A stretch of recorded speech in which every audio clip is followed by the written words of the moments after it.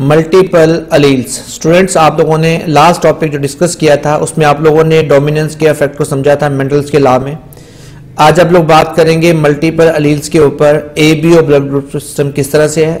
Multiple अलील की सबसे बेहतरीन जो एग्जांपल है वो आपका जीन नंबर हमारे पास जो है वो एक ही वक्त में एक जीन पर एक सारा म्यूटेशन आती हैं जिसकी वजह से हमारे पास डिफरेंट किस्म के ब्लड ग्रुप बनते हैं। तो हमने जो डिस्कशन करनी है स्टूडेंट्स वो हम लोगों ने बात करनी है ABO, the first discovered multiple allylic blood group system in man. तो 1901 के अंदर कार्ल लैंडस्टेनर ने ABO blood group system discover किया और बताया कि नॉर्मली ब्लड की 4 डिफरेंट फिनोटाइप्स होती हैं जो हर दूसरे के साथ क्या होती हैं, डिस्टिंक्ट होती हैं, अलग होती हैं, अलहदा होती हैं, क्योंकि उनके RBCs रेड ब्लड सेल जो रेड ब्लड सेल्स होते हैं, रेड ब्लड कॉर्पस सेल्स की सरफेस के ऊपर मौजूद स्पेसिफिक एंटीजन की बिना पर, यानी जिस भी पर्सन के पास अगर एंटीजन A होगी तो हम कह देंगे वो हमारे पास ब्लड ग्रुप A वाला होगा। जिसके पास एंटीजन B होगी वो ब्लड ग्रुप B होगा। जिसके पास दोनों एंटीजन कोडोमिनेंस के इफेक्ट में मौजूद होंगी तो हम कहते हैं उसका ब्लड ग्रुप AB होगा। जिसके पास कोई एंटीजन नहीं होगी वो ब्लड ग्रुप क्या होगा, O होगा। ये सारी बातें 1901 में कार्ल लैंडस्टेनर ने बताई थी। फिर हमारे पास आता है दूसरा बंदा जो हमारे पास है बर्नस्टेन ने उसके ठीक 24 साल बाद यानी 1925 में एक बात रियलाइज कराई। क्या करवाई कि क्रोमोसोम नंबर 9 के ऊपर एक जीन आई होता है जो कि सिंगल पॉलीमॉर्फिक जीन, उसने नाम दिया। उसके ऊपर ये जो डिफरेंट किस्म के अलील्स होते हैं, यानी आई के ऊपर A एंटीजन वाला अलील, आई के ऊपर B एंटीजन वाला अलील और छोटे आई वाला जो रिसेसिव अलील होता है, ये दोनों मौजूद होते हैं। जिससे ओवरऑल क्या होता है कि जो आपके पास चारों blood group A, B, AB और O बनते हैं। तो कहता है जी आल अलील जो आई के ऊपर A स्पेसिफिक प्रोडक्शन करता है किसके, एंटीजन A की। अलील I का जो B बड़ा दिखाया गया ये वाला ये प्रोडक्शन करता है IB की। और I जो होता है छोटे वाला इसके पास कोई स्पेसिफिक एंटीजन नहीं होती है। तो हम कहते हैं ये हमारे पास रिलेशन में आते हुए क्या दिखाता है अपने आप को, डोमिनेंट और रिसेसिव, हेट्रोजाइगस और होमोजाइगस का इफेक्ट दिखाते हुए A और B को तो बना सकता है, पर जब ये खुद अपने आप को क्लास में दिखाए इसका मतलब ये है कि ये कोई एंटीजन के साथ नहीं है। तो हम कह देते हैं कि हमारे पास क्या है जी, एक तरह का O ब्लड ग्रुप बनाता है। Their dominance relation are interesting to allele IA and IB are codominant to each other. जिससे हमारे पास क्या होता है IA और IB जो होते हैं वो अपने आप को हेट्रोजाइगस प्रोड्यूस करते हैं AB फिनोटाइप।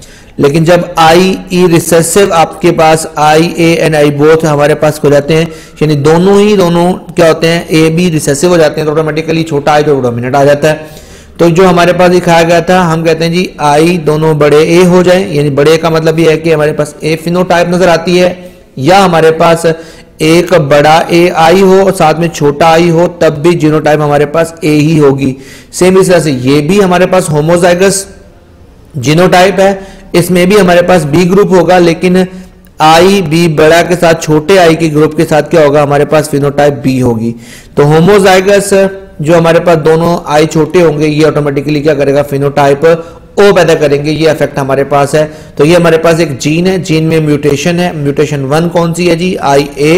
म्यूटेशन 2 क्या है जी, IB। म्यूटेशन 3 क्या है, छोटा I। इसमें हमारे पास ये क्या है, एक ही जीन के क्या है मल्टीपल अलील्स बन गए। तो हमारे पास क्या जी, याद रखिएगा कि ये जो हमारे पास ब्लड ग्रुप की अलील्स होती हैं ये एम्ब्रियोनिक स्टेज से ही हमारे पास क्या होती हैं, एक्सप्रेशन का काम स्टार्ट करती हैं और फिर थ्रू आउट द लाइफ ये हमारे पास क्या कहती हैं, ग्रुप को वही फिनोटाइप रहती है। इसी वजह से क्या होता है, इनके एक्सप्रेशन स्टार्ट से लेकर थ्रू आउट द लाइफ सारी जिंदगी चेंज नहीं होता, वही ग्रुप रहता है। यानी अगर बच्चे होते हैं आपका ब्लड ग्रुप A है तो ये नहीं कि आप अर्ली यंग एज में जाएंगे या ओल्ड एज में जाएंगे तो आपका ब्लड ग्रुप B हो जाएगा, वो वही रहेगा, क्योंकि वो हमारे पास क्या थ्रू आउट द लाइफ वो एक ही जैसा अपने आप को एडजस्ट करते हैं। Antigen A and antibody B in plasma during the first few month, यानी स्टार्ट में एंटीबॉडीज, हर एंटीजन के अगेंस्ट एक एंटीबॉडी प्रोटीन होती है। वो कहता है जब फ्यू मंथ आफ्टर बर्थ होते हैं तो जो बच्चा होता है, जो फिटस होता है, चाइल्ड जो बेबी होता है, उसमें जो दोनों एंटी जो होते हैं bodies, antibody A antibody B दोनों ही मौजूद होते हैं, लेकिन तब तक अभी तक कोरिस्पॉन्डिंग एंटीजन नहीं आई होती। लेकिन जैसे ही कोई कोरिस्पॉन्डिंग एंटीजन आ जाती है फिनोटाइपिकली ब्लड ग्रुप ए या बी वाली, तो उसके बाद ऑटोमेटिकली क्या होता है, उसी के अगेंस्ट एंटीबॉडी बच जाती है। यानी अगर ए एंटीजन आ जाती है तो फिनोटाइप अगर ए आ जाती है तो उसके अगेंस्ट एंटीबॉडी बी बचती है, और अगर एंटी फिनोटाइप जो है वो एंटीबॉडी एंटीजन बी की बच जाती है तो ऑटोमेटिकली क्या होता है कि वो उसके अगेंस्ट एंटीबॉडी ए को बना देता है। तो ये एक दूसरे की कोरेस्पॉन्डिंग जो है हमारे पास चलते हैं। तो बी फिनोटाइप के लिए क्या होता है, एंटी ए एंटीबॉडीज होती हैं सीरम के अंदर। सीरम समझ लें कि ब्लड सेल के बाद जो येलो कलर का ब्लड का जो प्लाज्मा से बच जाता है, जो प्लाज्मा का फ्लूइड बच जाता है, उसे आप सीरम कहते हैं। और सीरम एंटीबॉडीज क्या होती हैं, वो सीरम जिसके अंदर वो मुतलका एंटीबॉडी होती है, जो बी होती है या ए होती है, तो हम कहते हैं हमारे पास क्या है, उसी तरह से सीरम एंटीबॉडी सीरम जो हमारे पास बन जाता है। तो याद रखिएगा स्टूडेंट, हमारे पास उसी तरह से अगर कोई भी एंटीबॉडी मौजूद नहीं है, इसका मतलब दोनों एंटीजन मौजूद हैं, तो ब्लड ग्रुप ए बी होगा। ये फिनोटाइप ए बी के लिए है। और अगर दोनों ही एंटीजन मौजूद नहीं है तो ऑटोमेटिकली क्या होगा, हमारे पास क्या ब्लड ग्रुप ओ होगा। इससे ये लास्ट में लिखा था, blood serum contain antibody is called anti serum. यानी जो ब्लड ग्रुप हमारे पास ये कहता है, ब्लड सीरम जो भी एंटीबॉडी कंटेन करता है, आप उसे कह देते हैं आपके पास क्या एंटी सीरम है। और वो जो येलो कलर का फ्लूइड होता है ब्लड सेल्स के बाद, आप उसे कह देते हैं हमारे पास क्या चीज होती है, वो एक तरह का क्या है, सीरम होता है। Any blood transfusion is ideally safe if does not cause agglutination in the recipient. याद रखिएगा स्टूडेंट्स, ये बड़ी इंपॉर्टेंट बात बता रहे हैं। ब्लड ग्रुप ए वाला ए वाले से ब्लड ले सकता है या ओ वाले से ले सकता है। ब्लड ग्रुप की जो ट्रांसफ्यूजन है वो मुतलका एंटीजन और एंटीबॉडी की बिना पर होती है। तो वो कहता है जी, अगर आपने दो अलग किस्म के ब्लड ग्रुप को क्या कहते हैं जी ट्रांसफर करने की कोशिश की, तो क्या होगा, एग्लूटिनेशन होगी, यानी जो क्लम्प्स बन जाएंगे दो अलग अलग एंटीजन एंटीबॉडीज के अगेंस्ट। तो क्लम्प्स बनने की वजह से क्या होगा, वो ब्लड जो होता है वो फाइन कैपिलरीज के अंदर से पास नहीं हो पाएगा और नॉर्मली क्या होगा, उस बंदे की डेथ हो सकती है। The blood sample of the donor and the recipient are cross match करते हैं इसी काम के लिए कि कंपैटिबल है या नहीं है, ब्लड ट्रांसफ्यूजन होती है या नहीं होती है। तो हमारे पास ब्लड ट्रांसफ्यूजन के बारे में बताया गया है कि blood group A can be transfer only, blood group A और ए बी को दे सकता है क्योंकि they do not have anti A antibody. इसका मतलब ये है कि जिसका ब्लड ग्रुप ए होगा उसके पास वो सिर्फ ब्लड ग्रुप ए को दे सकता है। अब हमारे पास एंटीबॉडी यानी ए बी के पास कोई एंटीबॉडी होती ही नहीं है, पहले तो बात ये है। ए के पास एंटीबॉडी बी होती है, इसलिए कोई भी ग्रुप ए जो है वो ए को तो ट्रांसफर कर सकता है क्योंकि इसके पास क्या होती है, एंटीबॉडी बी होती है, और ए बी के पास कोई एंटीबॉडी होती भी नहीं है, इसलिए कोई भी ब्लड ग्रुप इसको अपना ब्लड देने के काबिल होता है। तो इसका मतलब यह है कि ब्लड ट्रांसफ्यूजन का जो कंसेप्ट है वो किस बिना पर चलता है, वो उसके ऊपर चलता है कि किसी ग्रुप के पास कौन सी एंटीबॉडी है।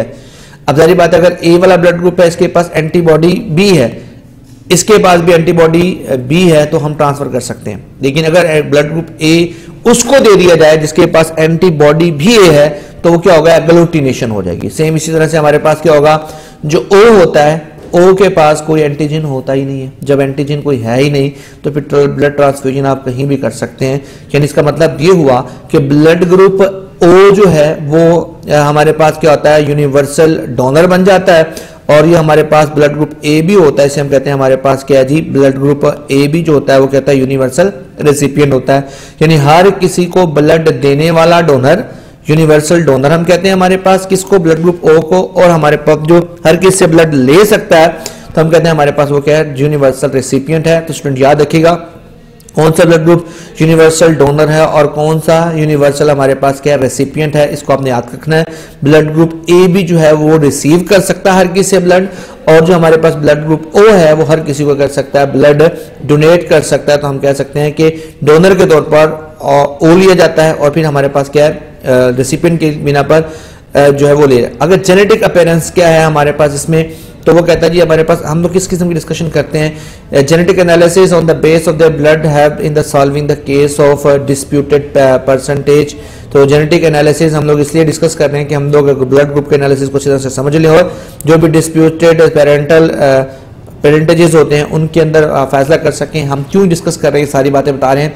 It can only be useful provide an individual not the parent of the particular child A B phenotype ये हो सकता है, और पेरेंट फिनोटाइप में ये हो सकता है। ये सारी बातें हम इसमें डिस्कस कर सकते हैं।